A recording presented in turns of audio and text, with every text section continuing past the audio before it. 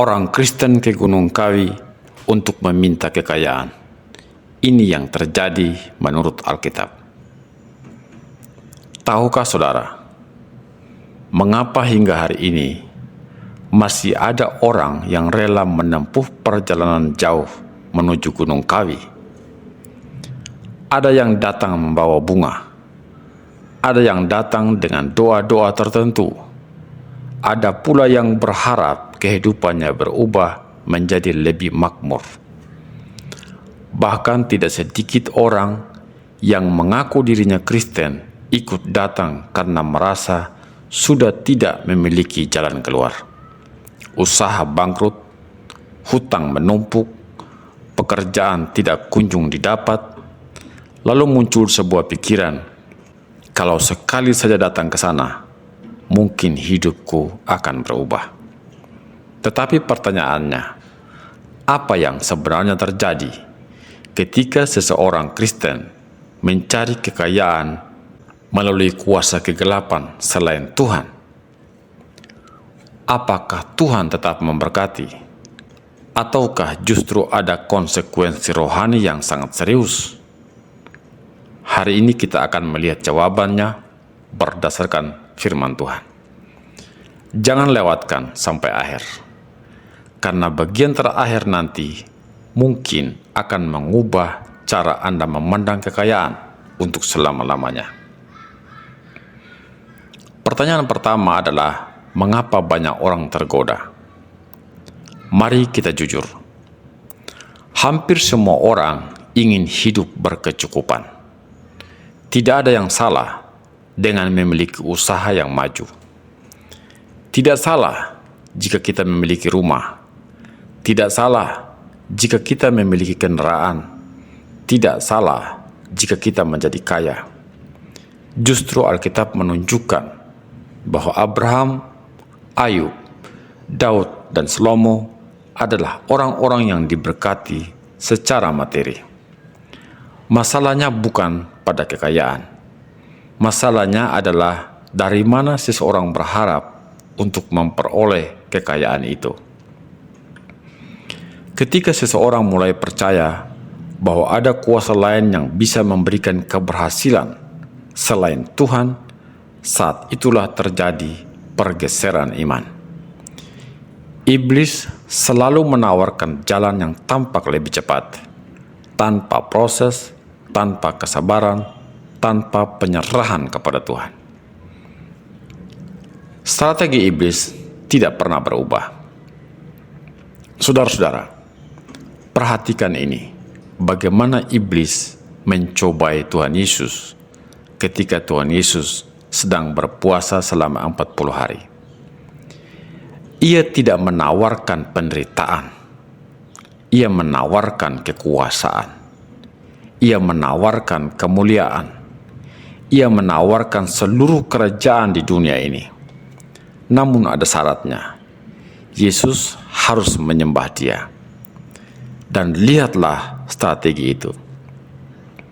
Iblis jarang datang dengan wajah yang menyeramkan. Ia datang membawa tawaran. Tawaran yang terlihat menguntungkan. Tawaran yang terlihat sebagai solusi, padahal ujungnya adalah perbudakan.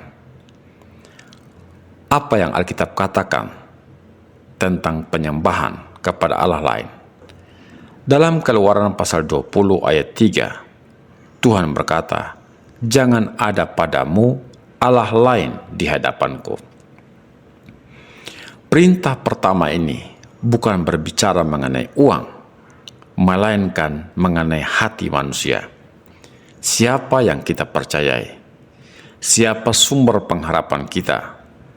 Ketika seseorang meminta pertolongan spiritual kepada selain Tuhan, sesungguhnya ia sedang memindahkan pusat imannya.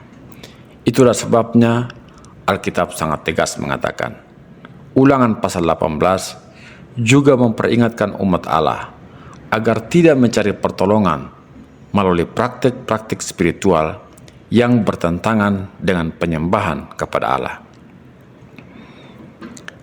Tapi ada pertanyaan, Bukankah ada yang berhasil? Inilah pertanyaan yang paling sering muncul. Buktinya ada yang sukses. Buktinya usaha mereka berkembang. Buktinya mereka jadi kaya setelah mereka pergi ke sana. Dan sebagai orang percaya, ukuran kita bukan tentang cerita, bukan testimoni, bukan pengalaman. Ukuran kita adalah firman Tuhan. Alkitab sendiri menunjukkan bahwa keberhasilan materi tidak selalu menjadi tanda seseorang hidup dalam kehendak Allah.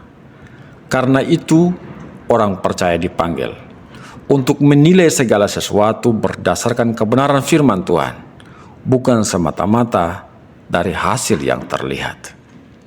Saudara-saudara, banyak orang hanya melihat hasil akhirnya.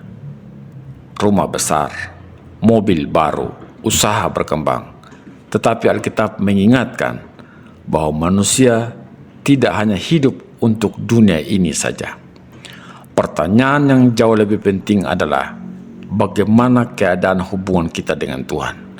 Apakah hati kita semakin dekat kepada Kristus? Ataukah kita mulai percaya kepada cara-cara lain selain dari Allah?